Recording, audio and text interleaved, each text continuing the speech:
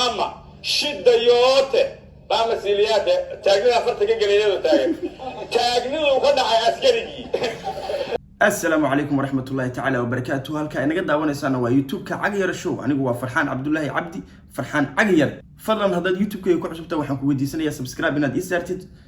قلبت وحن قعنتك هاي فيديو أدو قروح بدن أو عن إذا نرجع على استئنان قلبت هلكا إنك يسوي قد بيه فيديو جوا فيديو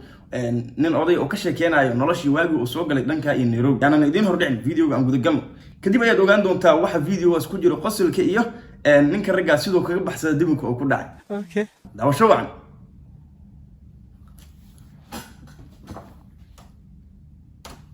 حسوق ل 1993 أنا وصوماليا كلمة باوحان من هلكا ومرة أنا حتى تبدأ هتشوف كل سجاد بقول سجاشن يسد حدي أيوه حكسه تجودن كي وحلقي بربر كي الدولة دي دحية الصومالية أي بربر تودن كوا بربر كالعرر يقحوتيا الله كاللرين مركز أسيق وحوسه كعيد أنك أيوه مقالة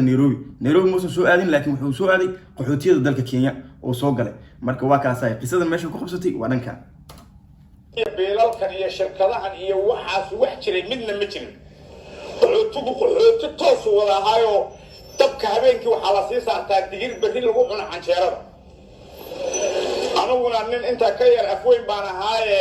magaaladii markaan indheeyay waxaan arkay niman UNCR oo qaadka caleemlaha iyo soodhada iyo biyaha aad isaga xabboon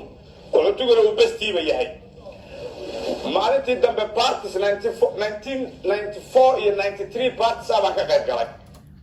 سجاشني أفرتي سجاشني يسد حدي بحوليه وحن كقيب قال بارتيس وجام معناها واجهه الليكين جري أو دنيرة ديل جرين سندان دم معناها جام عادي اللي بدلي أو وكثير درتوا لكن جام كاس كقيب قال يقول لي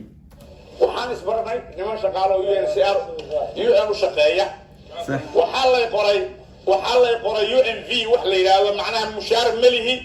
لكن UN بان iska ahay gacan yara iga dhigteen marka noo soo adeeg waxa soo qaba Haarseed baa la ii dhiibay marka ay igala soo hadlaan telefoonkan iyo waxaan marka Haarseed waxa laga wadaa gacan waxa waaye macnaha sida taarki oo kale taarki meel buu yaalay oo qofku waa la wici jiray taarku ku hadli jiray laakiin Haarseed ko waxa hada ay wateen oo macnaha lagu hadli jiray oo sidii telefoonka kale laakiin telefoon ma gaaro waa gacanka ciidanka ay wataan oo kale to la ko ka duwan Haarseed ka la ii dhiibo jiray حاسيتك أو واحد هاي كييري سعديابي بوليس كهذا هاي UN تانغو 5 تالي 5 هوتيل سير واحد قلتلي أنت سو بدن هي الدولة دوا عسكرت وحقيقة تقانا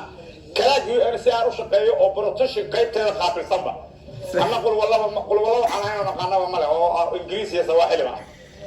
ninkan wuxuu dhahay aniga wax qul wala dhaafsiisan aan garanayo ma jirto yiri oo Ingiriis ha sheegin Sawaaxili ha sheegin nimanka laakiin waxay imalayaan nin aqoon-yahana oo luqado badan ku hadlo imalaya oo askariga booliiska maxaa kala qabsaday nimanka markaan la shaqeeyay UNCR waa Soomaali iyo laba adoomay oo labada ciyaalkii gaariso ah Soomaaliga ba iga badiya gacan yaraan oo ah UNV mushaar malihi maalmaha kamid ayaa waxa dhacay markii waxa la yiri balqaadki inuu yimid oo soo fiiri Haarseedkiina la igala soo hadli lahaana waa la ii soo dhiibay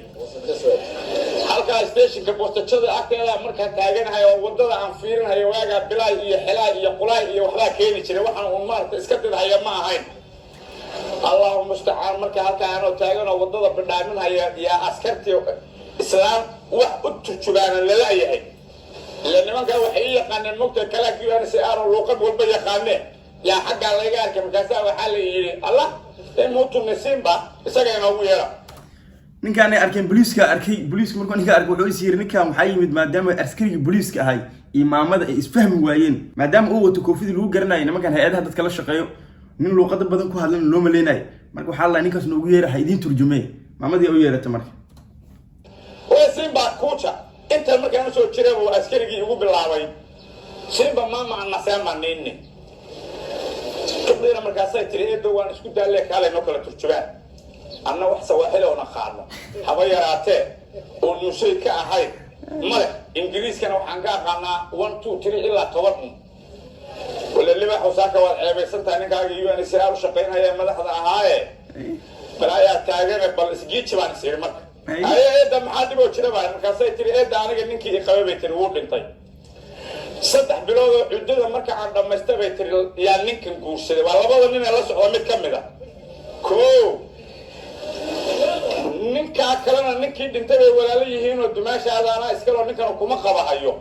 iyuu leeyahay subax walba qayladaasaa guriga ka taagan saaka sharciga waxaan u imid ninkan dumaal doonkaa in ammaan layga siiyo ninkan wuxuu leeyahay maamada waxay ku tiri ii turjun aniga ninkii qab 3 bilood ka hor oo dhintay 3 bilood oo cudada markaan dhameystay ninkan geeska taagan aan guursaday macnaha cudada markii ii soo dhamaatay xilliga cudadii oo macnaha laga rabay ninkan aan guursaday ninkan wuxuu la dhashay ninkii aniga iga dhintay walaalkiis waxa uu leeyahay aniga dumaashaada leh ninkan ma guursan kartid marka meesha sharciina u kala baxna oo maado dhaay wareer weyn jir luqad weyn u baahan tahay marka ninka laga rabaa wadnihii iyo beerkii waa ku dhaxdhacay naxdin meehe biyo iga dahay biyo wax aan turjubaani karaa ma laakiin maxaa iga taqaanaa haddii dee raganimo hore aad ceebsato wuxuu baa furdaamiyay ilaahu ma hadda katinad lagugu boobe wax furdaami baan sii marka koofiyadii iyo siyaara qabay hadda raadiina sintayda intaa waa hadlayaa koofiyadii intaan iska jaray waxaan bilaabay okay intaan guraayo qulubta meel kasta aad okay ku adagtid macnaha Soomaaliya xataa waa aragtay markii qurbaha la imaaday qofka asuu wuxuu ku sheegay qofka kale uusan fahmin oo wuxuu leeyahay okay macnaha waxay kamid tahay waa ku fahmay socod qofka la iskaga diray ma fahantin marka ninka iska dirabiya mise macnaha asaga laakiin fikradka weyn oo la imaanaya si ila tahay maadaama asaga laga rabo la hortaagan turjumaana laga rabo wax ka soo diyaarin ayaa ku waraan u sheego sax hooyada waxaan ka maqli jiray markii carruurtu ay wareegisaha ay caqo kuwan shida badana shida inay dhib tahay halkaasaan ka soo qabsaday carabigana waxaan ka soo qabsaday maama musayna intii aan UNV-ga ahaa ayaan bartay lambarka kale magac kale uma hayo waan fartan baan gelin doonaa askarigii baa mayaase markaasuu yidhi saan huyu musay huyu mama shida yoote mama siliyaade taagnida farta ka geliyado taagnidu ka dhacay askarigii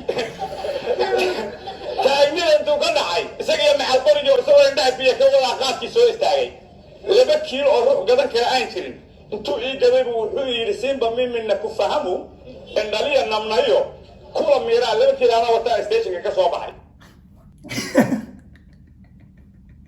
wallahi waa nin fan maadaama laga rabo ninka inuu turjumo wixin waa la iska rabaa ilaa ninka hadal buu rabaa hadal wuxuu la sheegay askari booliiska oo la yaab askari wuxuu yiri 2 kiilo qaada oo qof qaadan karta aysan jirin xilliga oo ii qaaday wuxuu yiri irdaan ka bax hana igu soo laaban macnaha waa uu ku fahmay oo dhaay marka arintu sidaas ku xaliyay ninkan waa nin macnaha dadka la yiraahdo dadkan markii dibin ku dhacaan sida ugu sahlan dadka kaga baxsan kara waa dad waxa ka jiro ma naqaan maam inay dhihi lahaayeen laakiin ninkan waa nin hay'ado la shaqeeyo dharka hay'adihii oo watay koofida lagu yaqaanayo watay